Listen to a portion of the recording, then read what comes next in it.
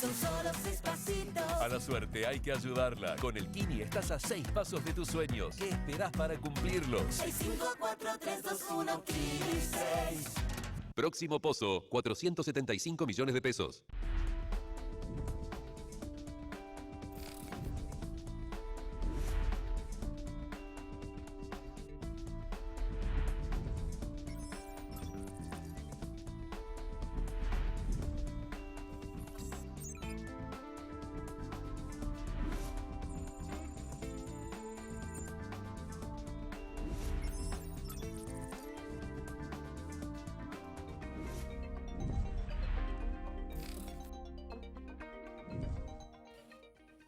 Así comienza el noticiero por la tarde, el segundo de este jueves, en vivo, en directo, como todos los días.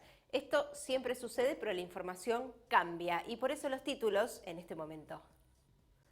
La inflación de 2022 la tenemos, fue de 94,8%, la cifra más alta desde 1991. El vino de Mendoza en riesgo. ¿Cómo enfrentan las bodegas la inédita sequía? Te lo vamos a contar. Perú, las movilizaciones se extienden a 10 regiones y llegan a Lima. ¿Qué pasó con el dólar? Queremos mostrarte a vos a través de nuestra placa y también la actividad del euro en esta jornada. Dólar oficial para la compra 179 pesos con 26. La venta 188 pesos con 26 centavos. El dólar blue 357 para la compra y alarma 361 en el caso de la venta. El dólar mayorista 180,77 la compra y 180,97 la venta. La moneda europea 190,58 la compra y 199,62 la venta, muy cerquita de los 200. 28 grados en Buenos Aires, cálido para este momento, para un día que empezó con mucha humedad, con mucha nubosidad y se fue estableciendo, por supuesto, dentro de las altas temperaturas que se proyectaban y que fíjate cómo siguen, porque se quedan desde ya. Mañana viernes parcialmente nublado, 19 la mínima, 30 la máxima. El fin del sábado parcialmente nublado, 19 la mínima, 32 la máxima.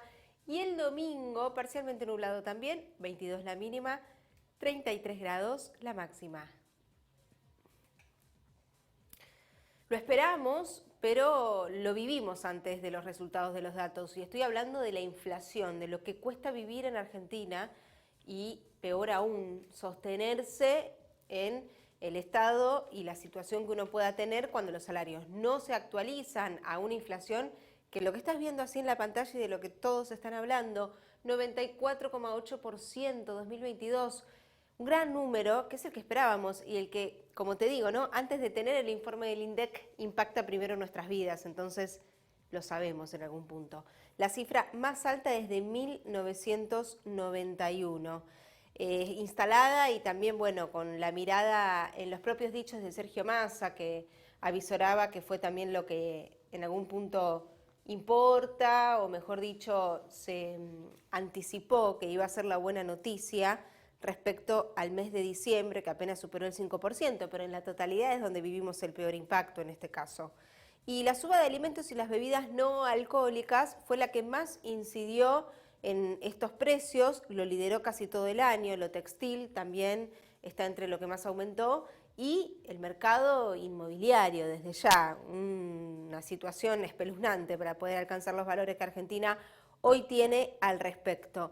Y recién hablaba de Sergio Massa, quien habló mucho, quien anticipó, quien se encargó de ir avisando lo que iba a traer diciembre, que era una pequeña merma, pero también dentro de la merma, dentro de las medidas económicas en su temprana gestión como ministro de Economía, hoy habrá anuncios para productores avícolas y porcinos desde Entre Ríos. No tiene que ver con la inflación directamente, pero sí con el alto costo que pagaron los productores de esa zona, de esa área productiva, de esas economías regionales, a raíz del impacto del dólar soja 2, del efecto colateral en la disparada de los precios en los insumos, para poder mantener desde ya lo que tiene que ver con el costo productivo.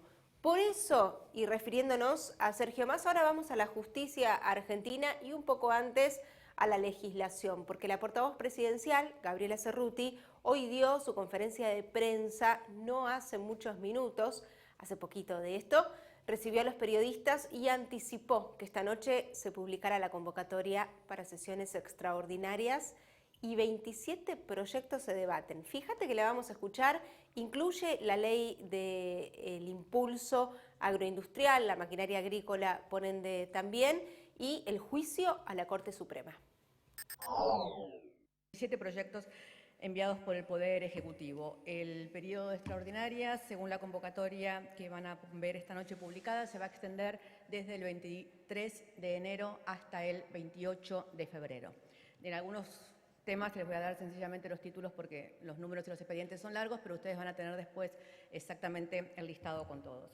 Estamos enviando a las sesiones extraordinarias del Congreso de la Nación el proyecto de ley modificatorio de la Ley de Tránsito y Seguridad Vial sobre alcoholemia cero para la conducción de vehículos, el proyecto de ley tendiente a establecer el Sistema Nacional de Residencias de Equipos de Salud, el proyecto por el cual se aprueba el Plan Nacional de Ciencia, Tecnología e Innovación, el proyecto de ley mediante el cual se propicia efectuar una serie de sustituciones a la Ley de Promoción y Fomento de la Innovación Tecnológica, el proyecto de ley tendiente a modificar la Ley de Ejecución de la Pena Privativa de Libertad y sus modificatorias, el proyecto de ley de abordaje integral de la violencia institucional en seguridad y servicios penitenciarios, el tratamiento del acuerdo requerido para designar al Procurador General de la Nación, el tratamiento de otros acuerdos que requieren al Honorable Senado de la Nación, el proyecto de ley tendiente a introducir modificaciones en la legislación vigente vinculada a la prevención y represión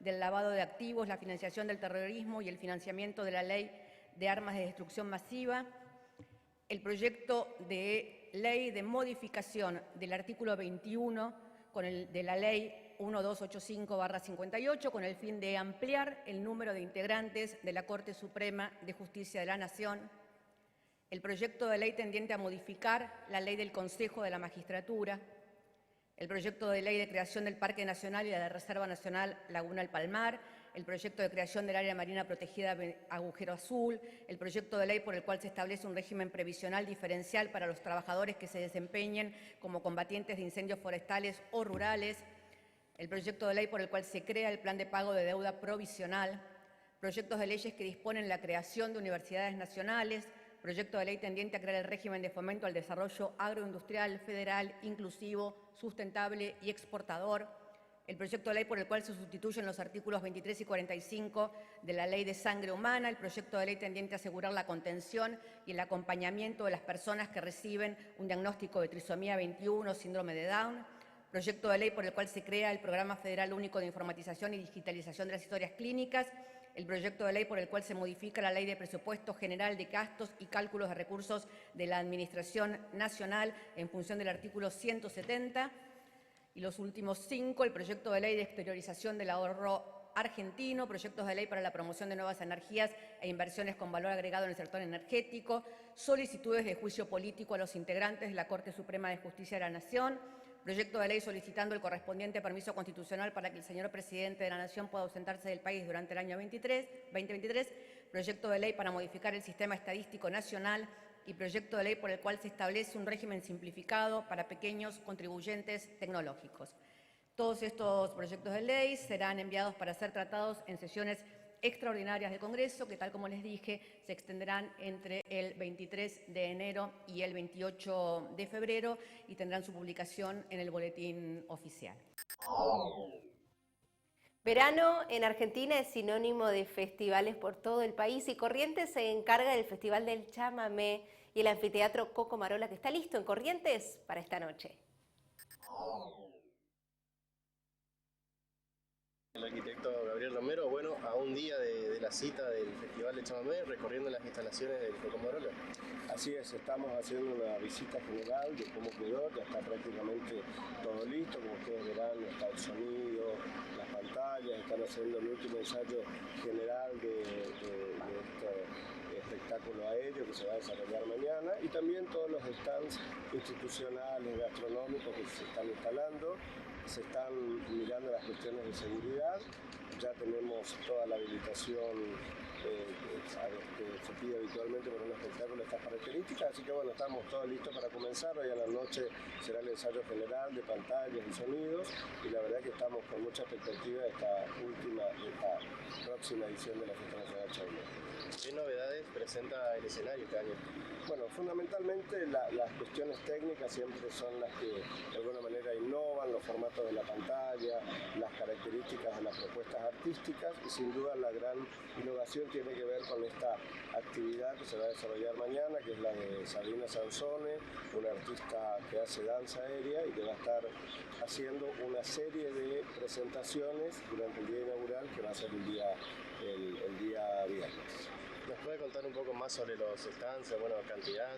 Bueno, tenemos 4 stands gastronómicos, un stand institucional, también tenemos presencias empresariales de Banco de Corrientes y de otras empresas correntinas que van a estar acompañando, y también las cuestiones vinculadas a la salud, que son siempre muy importantes en un evento de estas características. Ante el pronóstico de lluvias para los próximos días, ¿también se tomó algunas prevenciones? Sí, tenemos un criterio que es el que adoptamos habitualmente. Si las condiciones están dadas para las 19 horas, se realiza la actividad, y si no, se van reprogramando algunos artistas para los días subsiguientes. Bueno, y por último, ¿qué nos puede contar sobre la parte artística? Digamos, ¿con qué artistas nos vamos a encontrar? ¿Qué propuestas nuevas va a tener el público este año? Bueno, son alrededor de 250 artistas, fundamentalmente chamameceros, excepto 3 artistas como Nahuel Penisi, que ya estuvo el año pasado, Zoe Gotuso, que es una artista que viene del rock, pero que va a tener una presencia muy fuerte, tiene una de las mejores voces musicales de los últimos tiempos, y si bien viene del rock, está ensayando una serie de chamamés que lo va a ejecutar con la Orquesta Folclórica de la provincia, y también la presencia de Karina la Princesita, que va a venir con un repertorio absolutamente chaumés. La industria vitivinícola también afectada por la sequía, y Mendoza puntualmente en estado de desastre agropecuario por la situación de las heladas. Estamos posicionados en producción de vinos como la número 7 como país productor, y a nivel mundial el 10º lugar ocupamos como exportadores. Esto es uno de los sectores que buscan alternativas para adaptarse a la situación del déficit también de las precipitaciones que hay en los últimos años. Y en Mendoza, puntualmente, las precipitaciones son escasas. En general, 250 milímetros anuales. Y la provincia depende en gran medida del deshielo de la nieve, que durante los meses del verano alimenta las cuencas de los principales ríos. El problema es que cada año hay cada vez menos. En declaraciones con una agencia pública española, Marcela Andino, doctora en Derecho de Aguas y asesora del Departamento General de Irrigación, que es la autoridad del agua a nivel local en Mendoza, indicó que los glaciares están retrocediendo, la nieve es escasa y el aumento de la temperatura genera una situación en donde las 5 cuencas principales de Mendoza están en una situación severa y extrema en cuanto a la sequía. El río Mendoza nutre a la capital provincial y a la mayoría de las bodegas y escurrió unos 785 hectómetros cúbicos de agua durante la temporada 2021-2022. Esto es un 56% del volumen habitual, y esto supuso que la peor campaña de los últimos 50 años es la que se está atravesando. Gravedad, sequía, por el momento no hay oportunidad de que esto sea reversible, y los productores lo que buscan hacer es la alternativa para poder soportar estos resultados que económicamente desde ya son negativos.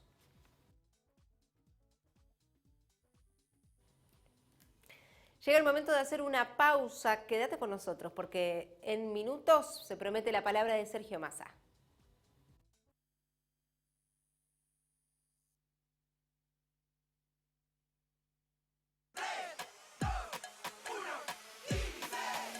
Son solo 6 pasitos. A la suerte hay que ayudarla. Con el Kini estás a 6 pasos de tus sueños. ¿Qué esperás para cumplirlos? 6, 5, 4, 3, 2, 1, Kini 6.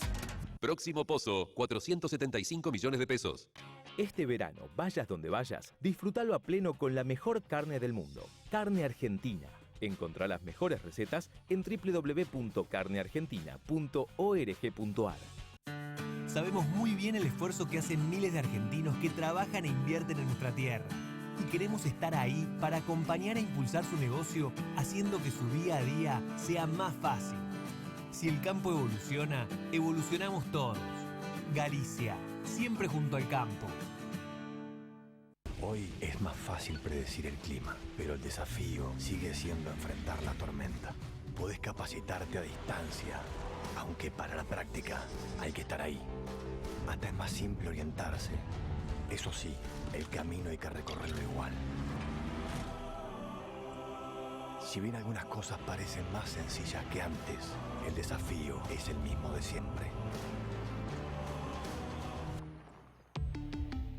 Volkswagen. Su desempeño y el respaldo de una gran empresa de 60 años en el mercado harán de la sembradora Crucianelli su mejor inversión. Es hora de ganar. Entrega tu cabezal usado y llévate un Draper nuevo. O podés reformar tu convencional a lona. piersantiplataformas.com.ar. Líneas de financiación para estar más cerca de su nueva Cele. En todo el país se siembra con Cele.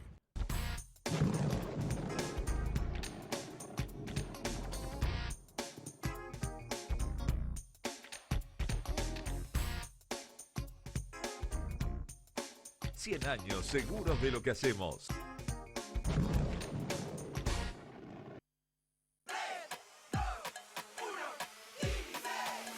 Son solo 6 pasitos. A la suerte hay que ayudarla. Con el Kini estás a 6 pasos de tus sueños. ¿Qué esperás para cumplirlos? 6, 5, 4, 3, 2, 1, Kini 6. Próximo pozo, 475 millones de pesos.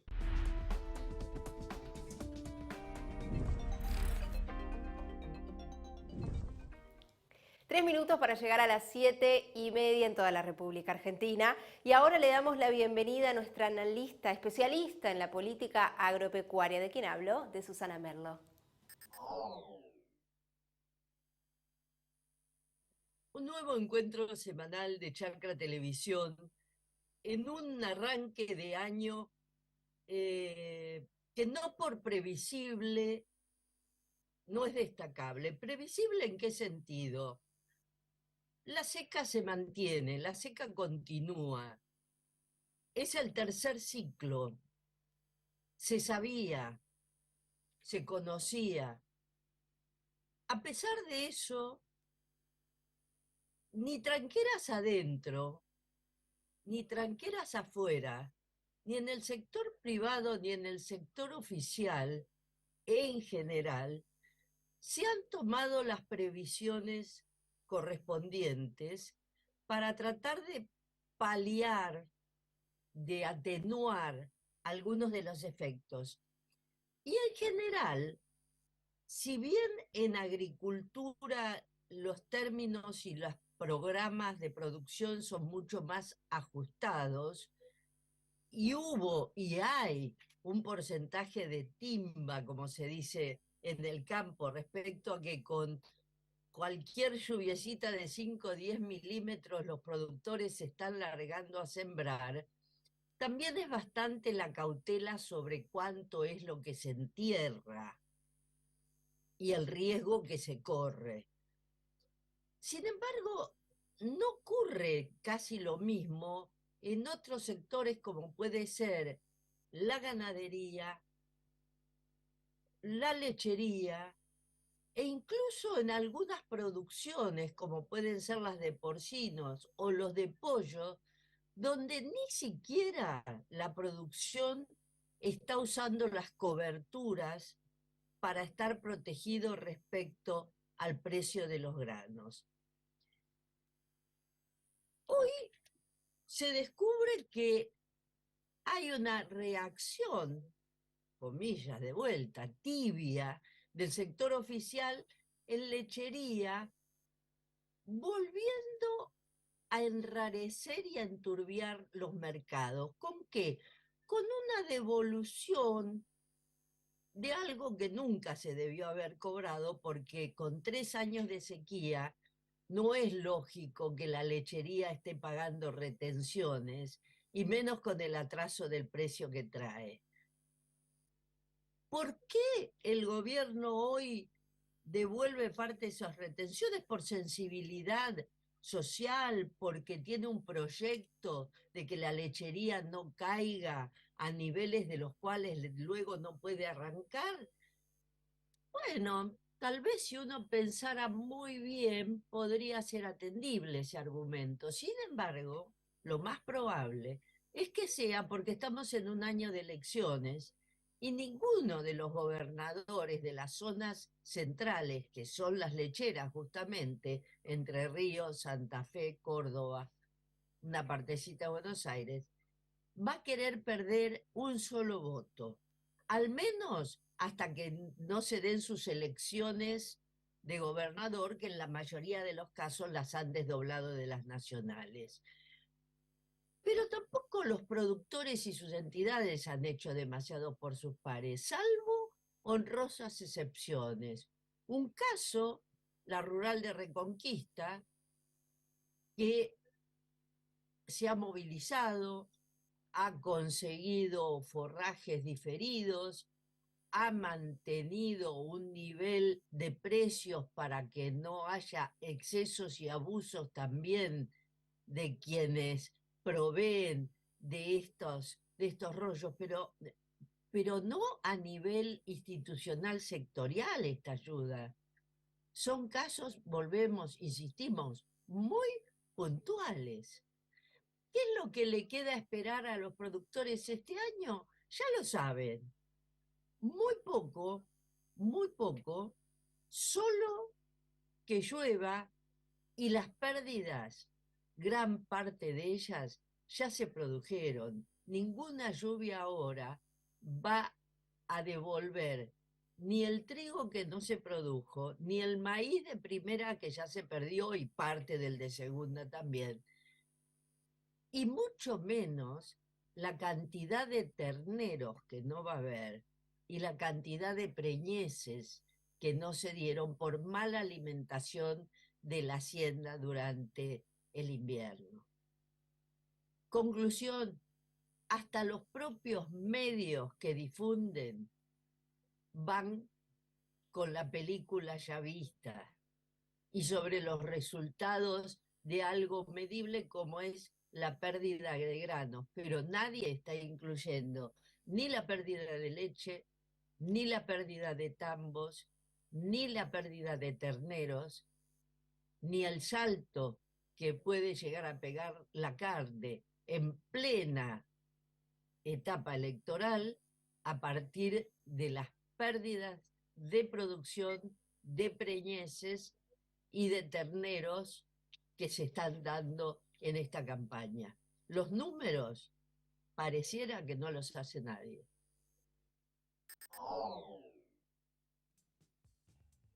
Vamos a ocuparnos de lo que pasa por un momento de este programa. Hasta las 8 te acompañamos, pero ahora en el mundo y en Latinoamérica, en Perú puntualmente, porque las movilizaciones y las víctimas fatales se extienden a 10 regiones y llegan a Lima. La salida de Boluarte es lo que se pide, las protestas, las elecciones anticipadas y el cierre del Congreso. 17 víctimas fatales de la masacre ocurrida comenzando la semana y imágenes absolutamente crudas en lo que es la zona del aeropuerto y otras regiones, como acá mismo lo decimos, extensión y llegando a la capital. Y por eso llega el momento de ir a más escenarios mundiales y también a Perú, que lo vamos a hacer con ella, con Lili.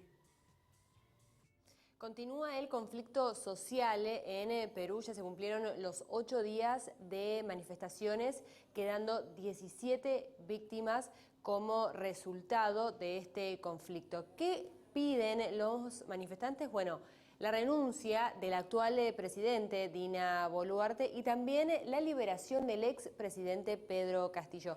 Vamos a conocer un poquito más, vamos a adentrarnos en Cusco, en Perú, para ver de cerca cómo se está viviendo este revuelo social.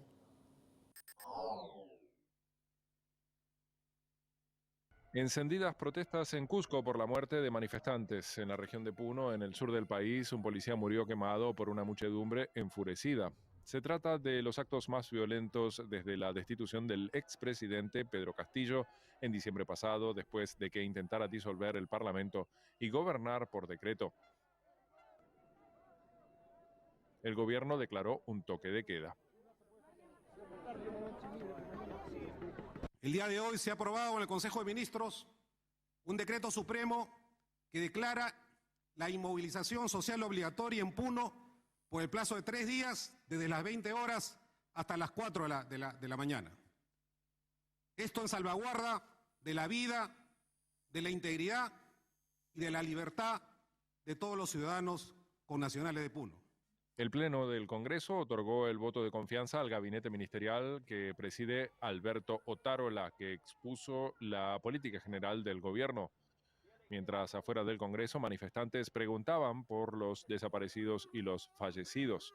La organización Amnistía Internacional exhortó al gobierno peruano a cesar de inmediato el uso innecesario y desproporcionado de la fuerza contra la población civil, como primer paso que siente las bases de una salida a la actual crisis que enfrenta el país, que se ha cobrado la vida de por lo menos 47 personas. Estamos reclamando nuestros derechos. Ese Congreso podrido, golpista, que se largue con la señora Dina genocida, no nos representa para nada. O sea que ellos van a matar a nuestros hermanos como perros.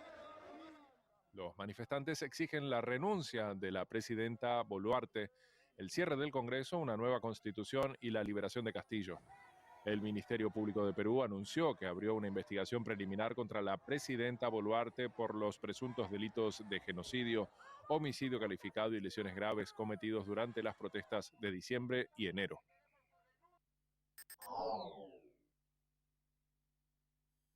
Nos vamos para Brasil, donde también está permanente y de manera insistente el conflicto social, y ahora son las autoridades quienes están buscando a los autores intelectuales del asalto a los 3 poderes. Mirá.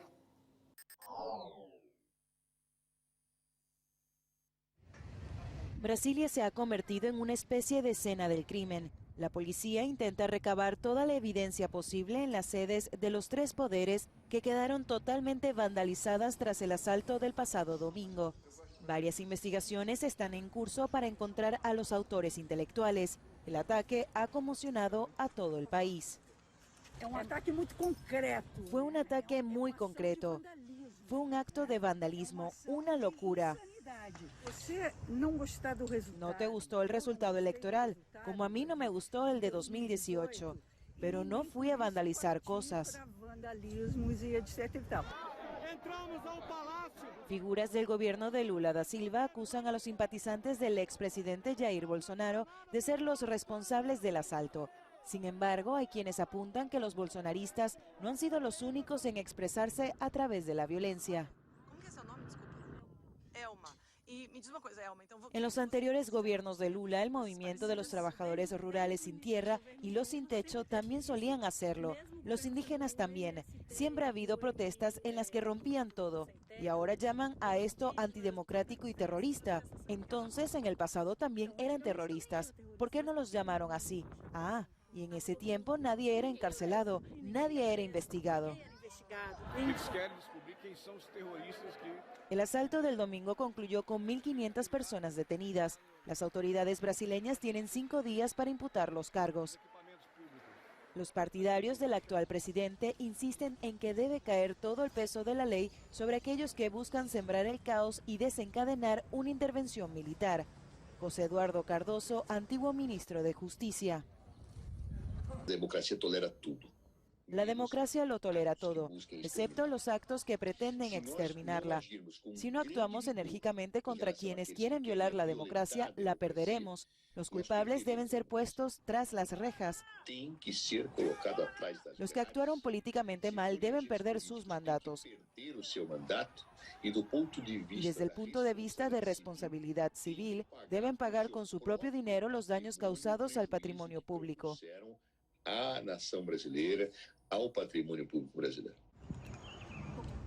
Pasará algún tiempo para que las autoridades y los brasileños asimilen lo que ha sucedido aquí, pero puede que no tengan ese tiempo, ya que se han convocado más manifestaciones antigubernamentales para esta semana.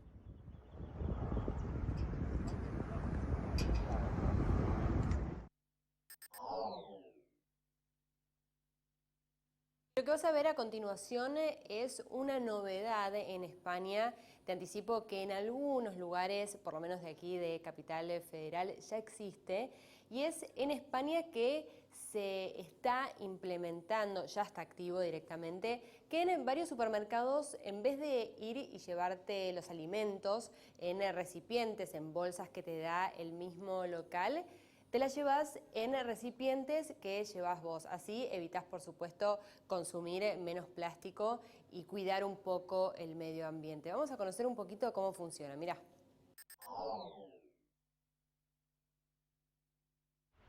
Desde principios de año en España puedes ir al supermercado con tu propio recipiente o botella y llevarte muchos de los alimentos que compres en ellos. Todos los establecimientos del ramo tienen la obligación de aceptarlos. Algunos ya lo hacían. Javier Benzo es director de Granel Madrid. Lo servimos donde ellos traigan y les venga bien. Nosotros no tenemos ningún problema, lo taramos en la máquina, el peso del envase que traen y se llevan la cantidad de producto que quieren en ello. Procuro siempre llevar bolsas, compre lo que compre. Ahora voy a comprar fruta y llevo mi bolsa. Ahora los clientes también deberán controlar la seguridad de los alimentos. La Asociación Española de Distribuidores, Autoservicios y Supermercados recuerda que los envases deben estar limpios y que no todos los productos son propicios para este cambio.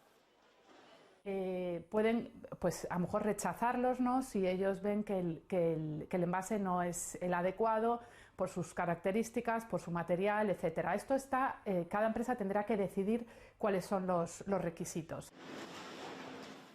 Uno de los principales objetivos de la normativa es reducir la cantidad de plástico de un solo uso.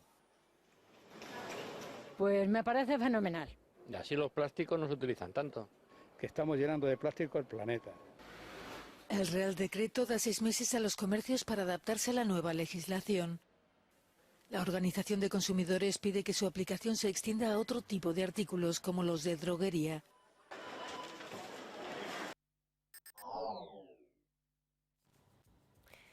Y vamos a recorrer más destinos en el mundo también con la ciencia, la tecnología y el embajador Damián Sierra. Sabemos que en Europa se está llevando adelante una transición energética, pero en este marco últimamente hubo negociaciones del gobierno belga para prolongar la vida de 2 reactores nucleares. Claro, luego del conflicto entre Rusia y Ucrania, el gobierno de Bélgica prevé que pueda funcionar como abastecimiento energético, entonces de esta manera sigue implementando la energía nuclear.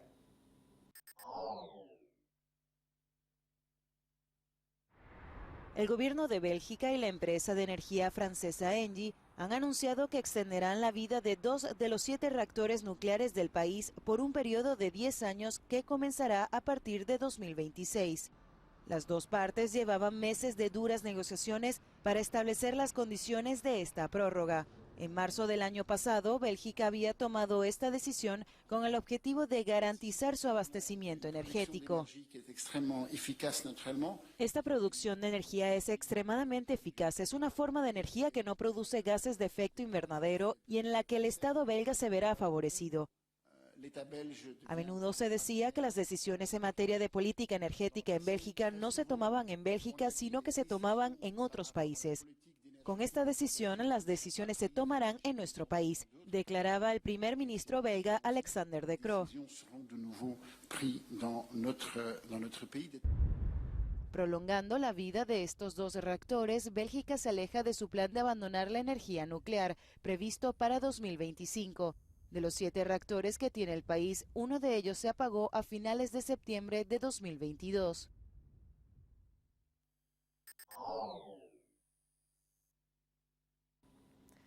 Y ahora vamos a hablar de microchips, unos elementos que son claves. Quizá las guerras en el futuro entre las compañías sean por la fabricación de los microchips, uno de los elementos más preciados en todo lo que refiere a innovación tecnológica.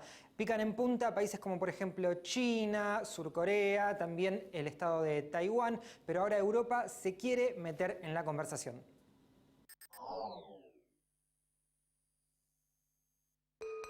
Xu Yi es cofundador de QC82. Es una pequeña empresa nacida en los laboratorios de la Universidad de Virginia en Estados Unidos. Desarrollan semiconductores de última generación, los también llamados chips. La caja roja es el láser que acciona todo el sistema. Y luego dentro de esta cámara, la cámara ambiental, hay un chip muy pequeño. Lo bueno es que aquí todo está a temperatura ambiente y aparte del chip, no se necesita nada. Xu Yi trabaja con Hussain Saidi, CEO de QC82.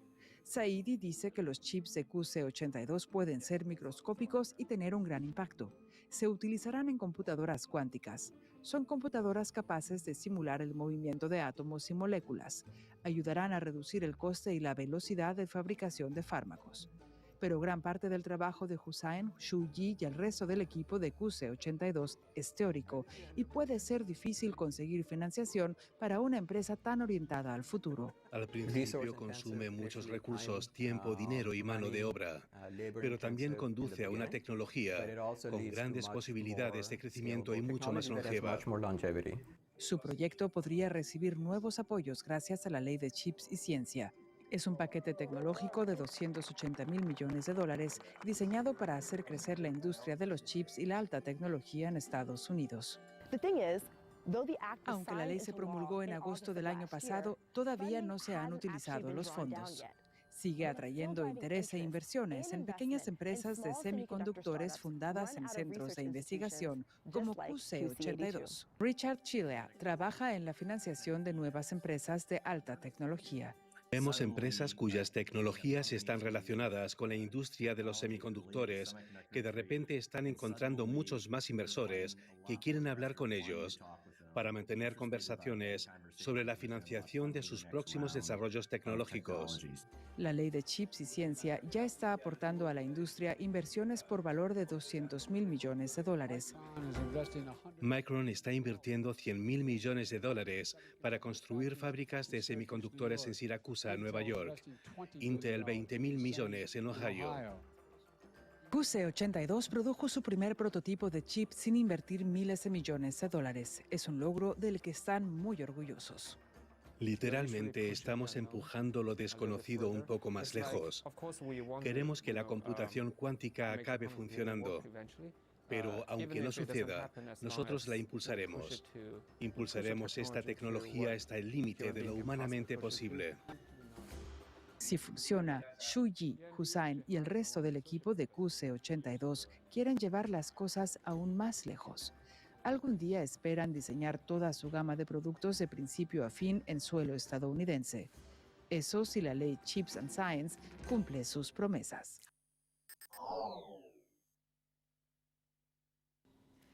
En lo que refiere a medio ambiente, quizá estemos acostumbrados a dar malas noticias, lamentablemente, pero ahora una buena, porque la ONU anunció que para el 2066 la capa de ozono se va a haber reconstituido en su totalidad, ya que existe una prohibición para utilizar elementos químicos que fueron los que originalmente abrieron ese agujero en la capa de ozono, pero de seguir así, para el 2066 se va a haber cerrado.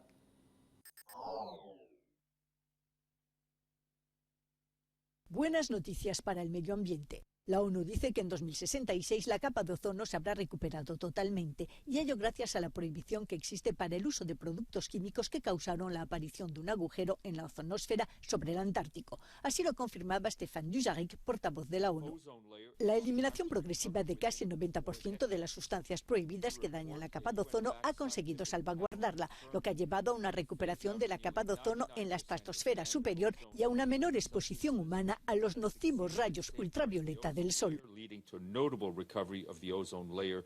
Pero Dujarric advirtió sobre el uso de nuevas tecnologías. El grupo de científicos ha alertado sobre los posibles efectos negativos de la inyección estratosférica de aerosoles para reducir el cambio climático.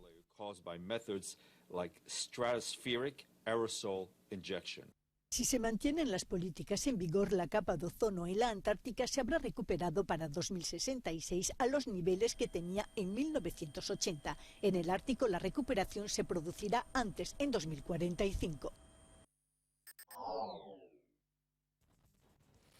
Y como estamos recorriendo el mundo, nos ocupamos ahora de Estados Unidos. Si hablamos de lo climático, que tanto Lili como Damián nos compartían algunas novedades al respecto, también en California están las fuertes lluvias y las inundaciones. Pero vamos a lo social ahora y a la política migratoria. México responde con las consecuencias respecto a las medidas que suma Estados Unidos dentro de las que ya existen.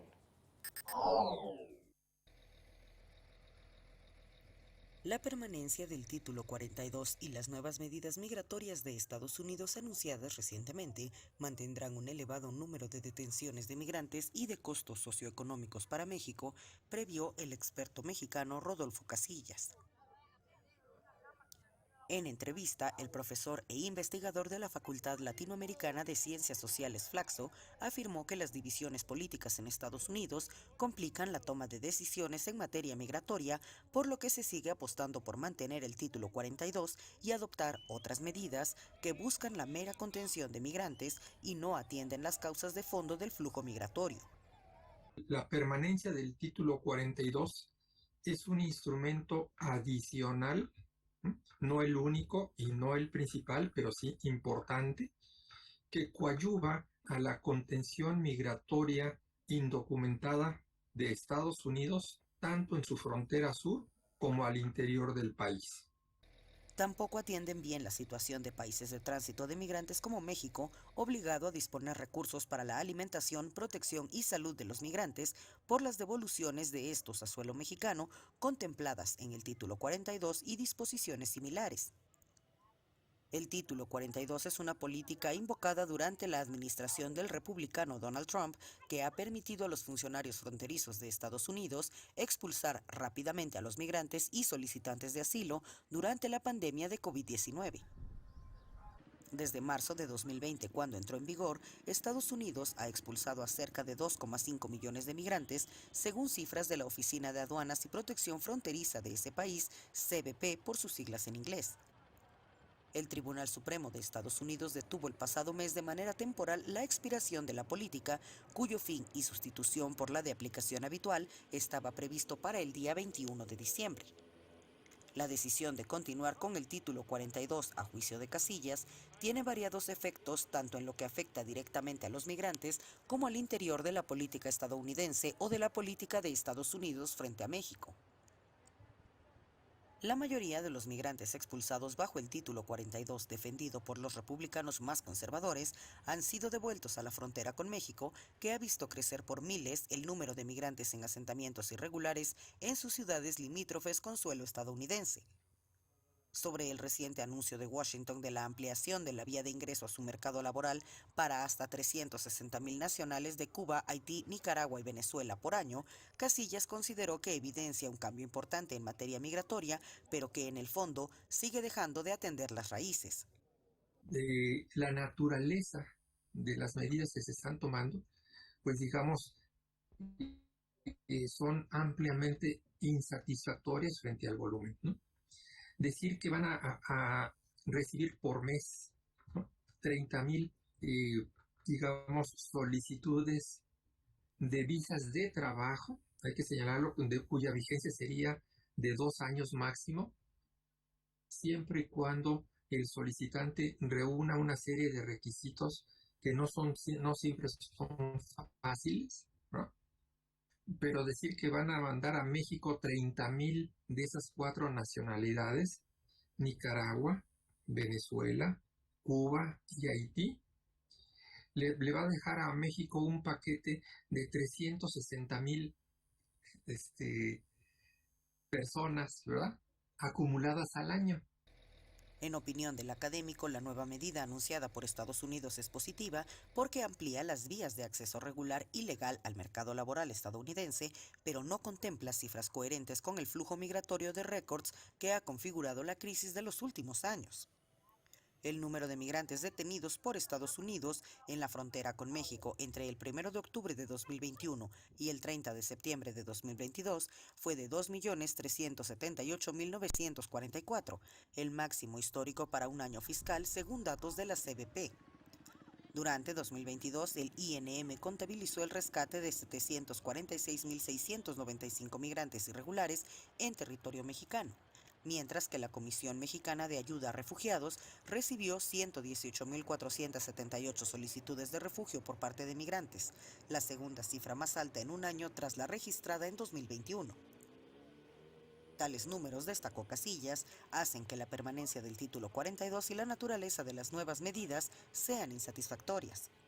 Las cantidades de migrantes de las que se hablan no se corresponden con lo observado, lo que, unido a la politización extrema del tema migratorio en Estados Unidos, hace difícil creer que se detendrán los flujos irregulares, anticipó. Te hablamos de las inundaciones en Estados Unidos. Priorizamos las medidas sociales respecto a la migración, pero vamos a California, que es asombroso y preocupante por los efectos que trae en este caso. Falta agua en algunos puntos del planeta y acá, en demasiadas cantidades, este fenómeno que azota a la región. El año pasado, el país sufrió 18 grandes catástrofes que causaron daños por valor de más de 165.000 millones de dólares. Esta es la tercera cifra más alta en los 43 años desde que la Administración Nacional Oceánica y Atmosférica de los Estados Unidos lleva los registros.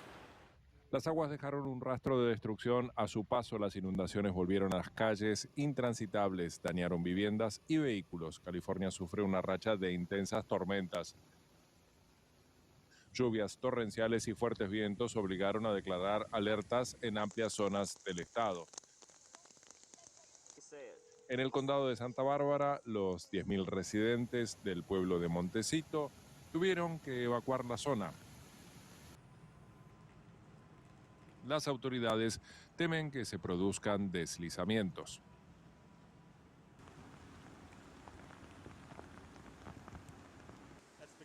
Es el precio de vivir en un lugar tan hermoso. Cuando llueve así, la destrucción es enorme. En Santa Cruz, un desprendimiento de tierra y rocas obligó a cerrar una carretera. Según los científicos, la causa de estos temporales es el cambio climático.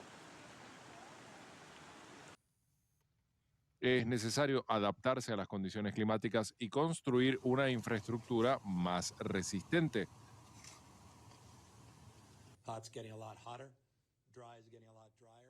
Los periodos de calor son más calurosos, los de sequía más secos y los de lluvia más lluviosos. Como consecuencia, debemos seguir otras vías. Decenas de miles de personas continúan sin electricidad y los meteorólogos pronostican que las precipitaciones no cesarán.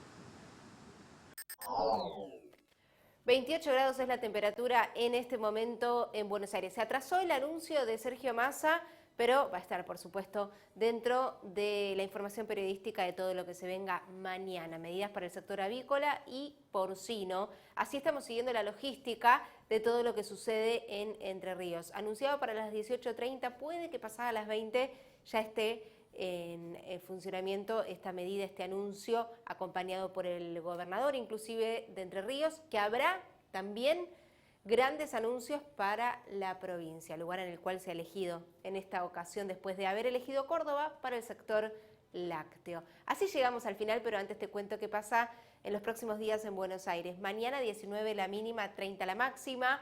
El fin de 19 la mínima, el sábado 32 como máxima y el domingo 22 la mínima y 33 va a ser la temperatura máxima. Mañana será otro día y nos volvemos a encontrar acá en vivo como toda la semana. Chau, chau.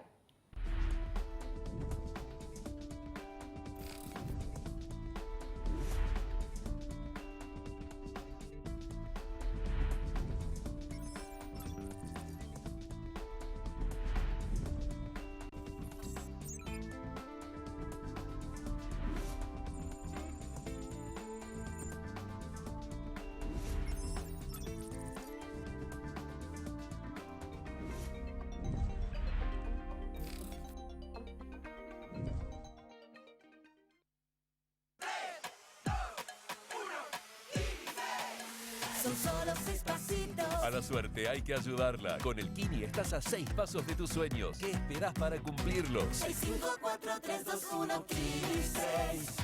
Próximo pozo, 475 millones de pesos.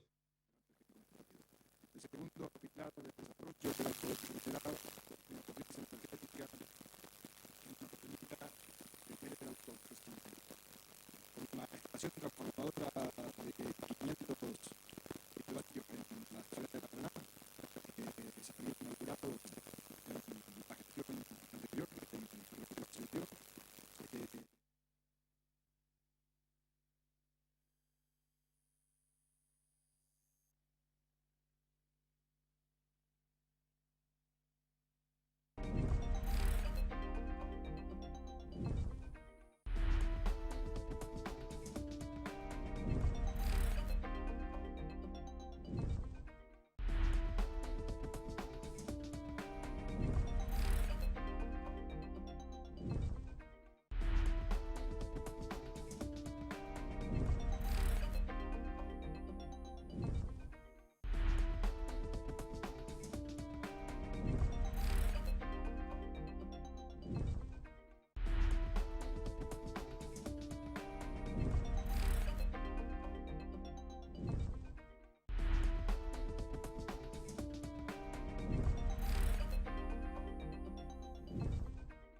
Ejecutando y que ya tiene un buen grado de avance, que es interconectar los dos gasoductos troncales de la provincia que unen la ruta 127 con la ruta 14 desde Conquistadores hasta Chajarí, y esto va a posibilitar la radicación en el parque industrial de Chajarí, que hoy no puede hacerlo porque no tiene potencia energética, y además también nos deja en la puerta para poder conveniar con la provincia de Corrientes también el abastecimiento de gas. Y para esto también debo decir, porque lo habrán leído por los medios, que hemos rescindido el contrato con la distribuidora de gas de la provincia, porque en todo este tiempo la provincia invirtió más de 600 millones de dólares y la distribuidora apenas 20 millones. Y esto hay una inequidad claramente donde la provincia solamente tiene el 18% de las acciones. Creemos que con nuestras inversiones la red distribución de gas tiene que ser propiedad de la provincia de Entre Ríos, con SEXA, que es la empresa creada para ese fin. Y el último punto que tiene que ver como pilar del desarrollo en la provincia de Entre Ríos es en materia de caminos y rutas principales. Yo sé que falta mucho y sé que es un reclamo constante, pero también sé que cuando asumimos teníamos una demanda contenida de mucho tiempo y que además también en los 4 años que pasaron hubo prácticamente una inexistencia total de apoyo del Gobierno Nacional para poder hacer caminos tanto rurales como redes y rutas pavimentadas. Hoy, con el Gobierno Nacional, que está realizando un gran apoyo, estamos trabajando en materia vial, en muchas rutas, corredores, y también desde la provincia, porque esto nos ha posibilitado liberar fondos, trabajando y invirtiendo para el desarrollo en materia vial. Entre Ríos es la tercera provincia en la Argentina en inversión propia en red.